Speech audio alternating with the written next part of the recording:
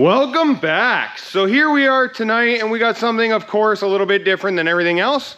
We're working on a snowblower. Why are we working on a snowblower? Well, Dynamic always hooks us up, as you guys know, for all of our brackets and everything else. And he's getting the snowblower ready for the year, and it didn't want to start. So I told him, you know what, throw it in the truck, I'll take it home, we'll go through it, figure out what's going on, give it a tune-up, and bring it back. So that's what we're doing tonight, and let's get to it. All right, so what I did first, obviously, was check the oil. You know, a lot of these small engines have an oil sensor in them, and when it runs low, it won't let it start or run due to that. But this thing's got great looking oil in it, so we're not gonna change the oil, and it's full rate to the top, so we're good there.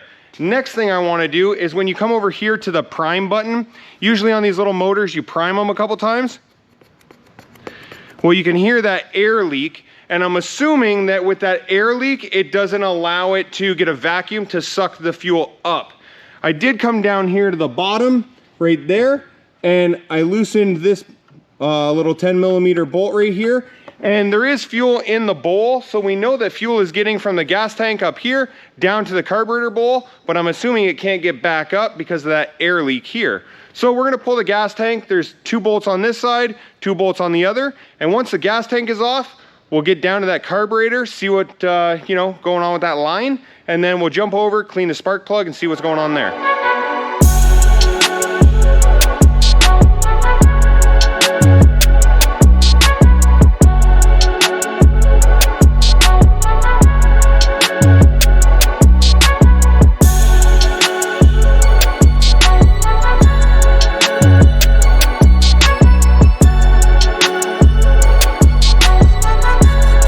Okay, so finally got the tank off, as you can see, and here's what we're looking down at. Now this right here is your vacuum line for that little primer. So we're gonna chase that down and see if we can find a little leak in there. All right, so what we did was we just got this cover off here. My dad's here giving me a hand tonight, so that's awesome because I couldn't see the other side there. But we got the cover off, and this is your carburetor, obviously. This is that little hose that goes from the primer, and what we want to do is undo this bolt here and that one there, and that's going to allow the whole carburetor to slide off the back. We can clean that out, and then we'll try and see why we don't have any vacuum down this hose and what we got to do to fix it.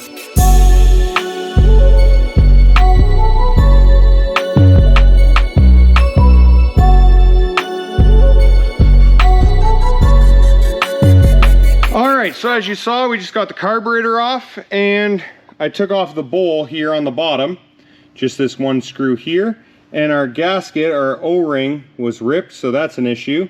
And then this is your needle valve. It sits down inside that guy right there, so you need a little screwdriver to reach down inside. And I pulled it out. What you want to do is, if you can see all these little, try and get it to focus, there you go, see all those little holes there? You want to be able to see light through them, which I could, so usually that's okay. But I always, when I get this far, blow it out with brake cleaner or carb cleaner or whatever, and this is what came out of it. So you see that little speck right there on my finger? So that came out of the center hole here on the end, and that is enough to clog this thing up and not allow fuel to get through, which is kind of what I'm assuming our issue was. So what we're gonna do is blow it out a little bit more, make sure that's super clean. And then you wanna do the same thing with this guy right here. So that one right there is the same. It's just got a flathead screwdriver you put in there. You can blow that out, and we're gonna blow some brake cleaner down in here to make sure anything that was stuck up on top will get out. Now that is where the fuel, let me flip this thing around here. So this is where your fuel goes in, right there. And it comes across, yeah, can you hold that? Thanks. Fuel comes in there, it comes across like this, and then it drops down that center tube where we just took that needle valve out of. So what we want to do is blow brake cleaner in here, and that'll clean out that whole little pathway, and then we can put the needle valve back in. Obviously, we're going to need to get a new O-ring, and we'll put a new gasket on there on the end. But other than that, I think we're about ready to go. I'm assuming that that's what our issue was. So let's get this done.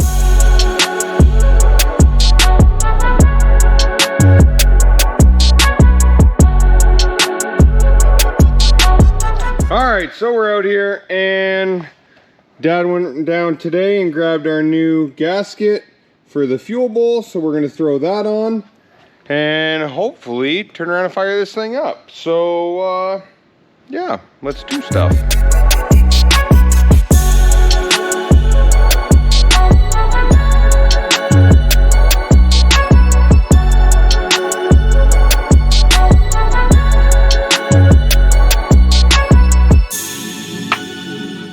Alright, so we slid the carburetor back on there, our 2 bolts here, and got our choke hooked up so it'll work off for the little turn dial.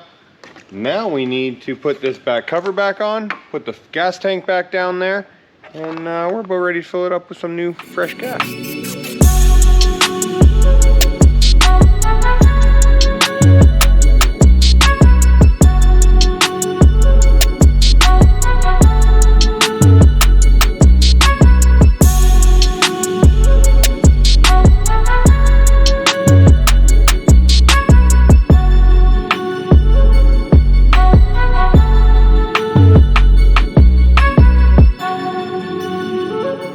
Oh, this gas tank's not tightened, eh?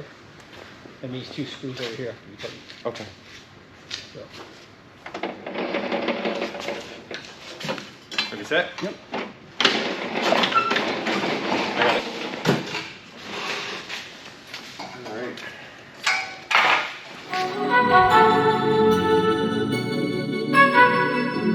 All right. Okay, so we got everything back together, topped up with nice fresh gas. So we'll choke it, turn the throttle up, and prime it a couple times.